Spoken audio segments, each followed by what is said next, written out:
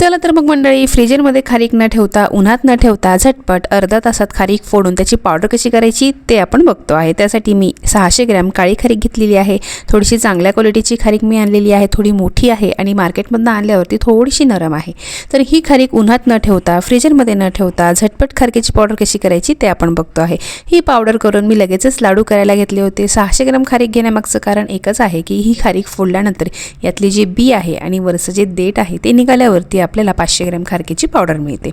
तर आता सगळ्यात आधी आपण ही जी खारीक आणलेली आहे ती फोडून घ्यायची आहे। तर फोडण्यासाठी मी या ठिकाणी कातर वापरलेली आहे। तुम्हाला कातर नसेल वापरायची तर तुम्ही एखादी मुसळी घेऊ शकतात।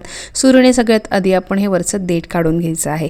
त्यानंतर कात्रीने या खारकेचे 2 तुकडे करायचे आहे, म्हणजे आतमध्ये बी लागते तोवर आपण याला कट देऊन घ्यायचे आहेत। हे बघा, अगदी सॉफ्ट अशी ही खारीक असते। कात्रीने सहज तिचे 2 तुकडे होतात। तुम्हाला असं नसेल करायचं तर तुम्ही एखाद्या मुसळीने ही खारीक फोडून घेऊ शकतात।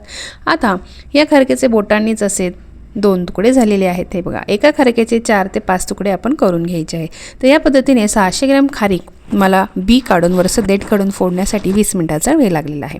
हे बघा, अगदी मस्त अशी सॉफ्ट असल्यामुळे तिचे तुकडे लगेचच झालेले आहेत। तर या पद्धतीने 20 मिनिटात मी ही सगळी खारीक फोडून त्याचे असे तुकडे करून घेतलेले आहेत। तर पावडर करण्यासाठी आता पहिले आपण एक कढई घ्यायची आहे, जाड बुडाची कढई घ्यायची। त्यात एक मोठा चमचाभर साजूक तूप घालायचं आहे आणि या तुपामध्ये ही सर्व खारीक आपण जी फोडून घेतली आहे ती घालून घ्यायची आहे।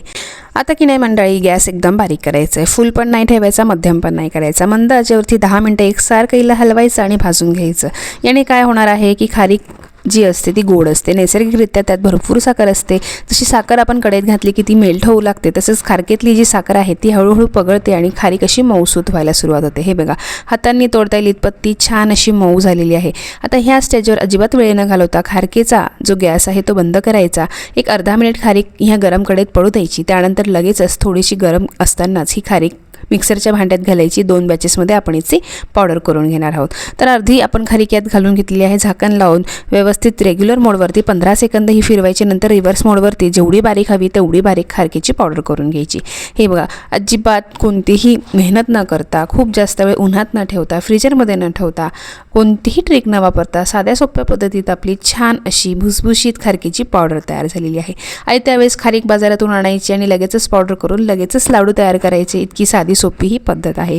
सगळ्यात महत्त्वाचं म्हणजे ही खारकेची जी आपण पावडर केलेली आहे, खारीक थोडीशी गरम असतानाच बारीक करायची आहे। आता दुसरी बॅचची जी खारीक आहे ती लगेचच मिक्सरमध्ये घालायची आणि बारीक करून घ्यायची आहे। जर ही खारीक थंड झाली तर लगेचच त्याची पावडर करणं कठीण जाईल, त्यामुळे लगेचच गरम असतानाच ही पावडर करून घ्यायची। तर मग मंडळी, करताय ना या पद्धतीने खारीक पावडर? व्हिडिओ आवडला असेल तर व्हिडिओला लाईक, शेअर, सबस्क्राईब जरूर करा। चला मग पुन्हा भेटूया अशाच एका छान रेसिपीसोबत।